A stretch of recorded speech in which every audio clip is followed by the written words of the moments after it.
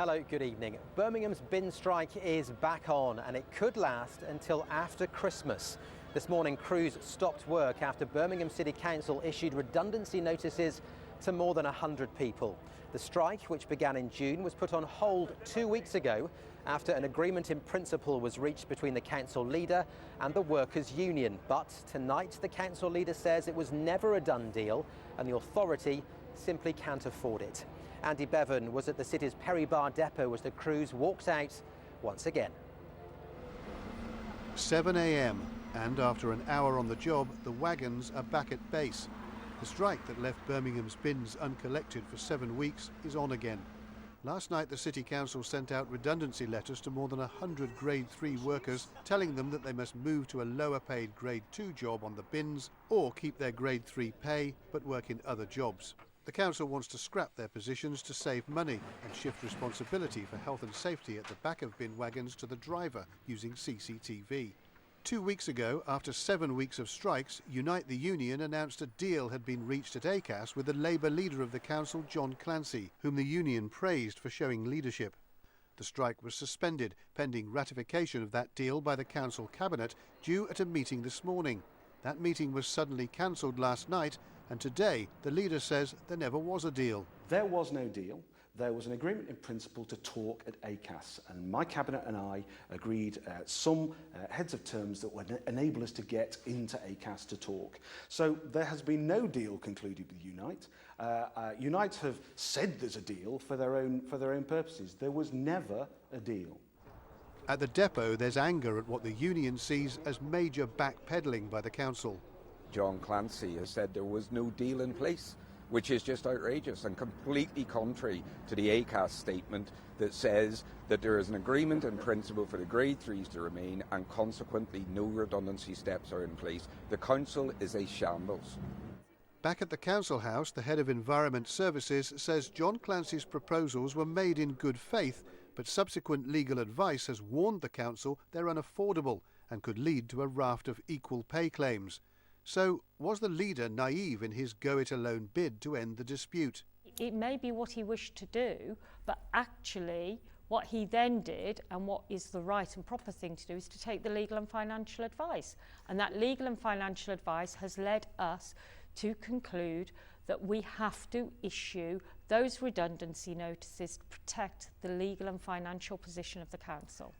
Unite says the redundancy notices posted to its members, as well as to some members of Unison, have been backdated to July the 1st, which means the mandatory 3-month consultation period is already 2 months on. That's angered the workers even further, and they're set to vote again soon on whether to extend their strike action until Christmas. Andy Bevan, ITV News. Well, lots of who said what when, and in the last hour there's been a further development. Andy Bevan joins me now. Andy, what more can you tell us? Well, in actual fact, Matt, there have been 2 developments. The first of which is this letter, which is from the solicitors representing Unite. They have sent this to the City Council to say they are suing them for breach of contract over those redundancy notices that were issued today. But secondly, in the last half an hour, we've had a copy of an email from a reliable source that was sent by John Clancy to 2 of his depot managers, waste management managers, on the 18th of August, which is after the strike was over, or suspended I should say, and it says this: "I'm writing to let you know that Birmingham City Council Cabinet took the decision last night to support the compromise which had been negotiated through ACAS as a step forward in achieving a longer-term solution to the refuse collection dispute. All the terms of the compromise will be implemented, and the Council looks forward to working with the Union to progress discussions towards achieving a lasting solution which works for the staff, the Council, and most importantly, delivers for the people of Birmingham." Make of that what you will, but it sort of says there was a deal. Okay. Now, I should just say, by the way, that we asked the Council for a comment on this, and they said they couldn't comment at the moment. We've also tried to get hold of John Clancy all day today, and he hasn't wanted to speak to us, but given that, he may now want to, and of course we'd be happy to. Yes, indeed. We are here for another few minutes yet if he wants to come and talk to us. But there are plenty of people on all sides calling for him to go. It's quite clear that the leader couldn't even get his own deal through his own hand-picked Labour cabinet. He might be in post, but he's certainly not in power. He's got to go, and the council have got to get a grip and get the city clear. He made a promise and wrote a cheque that he couldn't cash. I think today his position is untenable and he should step down.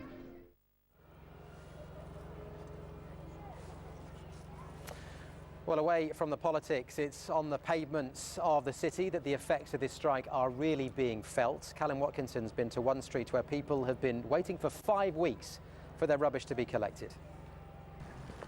Pile your rubbish in the street and we'll take it away. Residents of Lomas Drive in Northfield hadn't had a collection for 5 weeks.